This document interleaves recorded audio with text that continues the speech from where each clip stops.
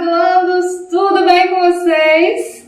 No vídeo de hoje eu vou trazer os 5 erros de escrita que vocês não devem cometer quando estiverem fazendo um TCC, uma dissertação, uma tese ou algum trabalho acadêmico.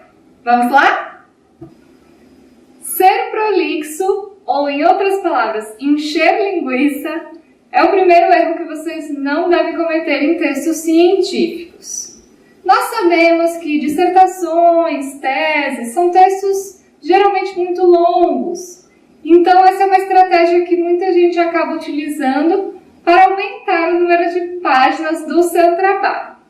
Entretanto, não é algo muito bem visto, né? Os professores percebem, os leitores vão perceber também que você está falando algo de uma forma muito longa, que poderia ter sido simplificado e ser explicado de uma forma bem mais simples. Então, substitua essa prolixidade por outros conteúdos que vão ser mais interessantes para o seu leitor do que o simples enchimento de linguiça, tá bom? Repetição de palavras é o segundo erro muito comum em textos acadêmicos. Como nós geralmente estamos ali inseridos em uma área específica, a gente tende a falar muito sobre determinado assunto. Isso pode gerar frases em que haja mais de uma vez a necessidade de retomar tal palavra. É interessante que vocês tomem cuidado com isso, para que vocês não tenham parágrafos seguidos em que vocês vão utilizando a mesma palavra repetidas vezes. Isso cansa o leitor, isso faz com que o leitor apenas preste atenção naquela palavra e não no conteúdo que você está passando, que é o mais importante. Existem alguns sites na internet que conseguem analisar quantas vezes você utilizou determinada palavra no seu texto. Então eu vou deixar aqui linkado algum site que vocês possam acessar para se certificar de que não estão usando muito uma palavra. Mas também é interessante que vocês sempre tenham cuidado de reler o que vocês fizeram. Assim vocês podem perceber também se estiverem utilizando demais apenas um vocabulário.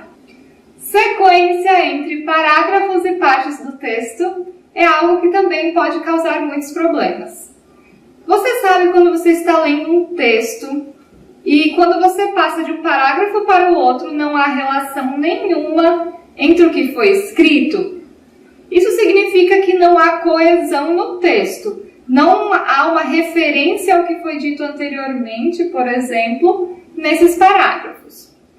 Algo que vocês podem fazer para estabelecer essa relação coesiva é utilizar alguns mecanismos como além disso, porém, entretanto, portanto, mas sempre tentem observar se esse elemento que vocês estão acrescentando realmente estabelece a ideia que você quer passar. Se você vai usar um além disso, ele tem que estar, então, acrescentando a ideia anterior e não se opondo à ideia anterior. E também existem outras ferramentas como em primeiro lugar, em segundo lugar, em terceiro lugar, mas é importante que haja essa conexão, não apenas entre os parágrafos, mas também entre as partes do seu texto. Então, se você está ali terminando o seu referencial teórico e a próxima parte será a sua metodologia, é interessante que você feche o capítulo teórico já demonstrando que na próxima página será trabalhado o procedimento metodológico da sua pesquisa. Escrever bem não é escrever difícil. Muita gente acha que para fazer um texto acadêmico precisa utilizar palavras muito rebuscadas e estruturas complexas da língua portuguesa. E isso não é verdade. É sempre importante a gente manter o texto simples e compreensível para o nosso leitor. Assim será muito mais fácil que ele seja acessado e interessante para as pessoas. É claro que isso não significa utilizar uma linguagem informal.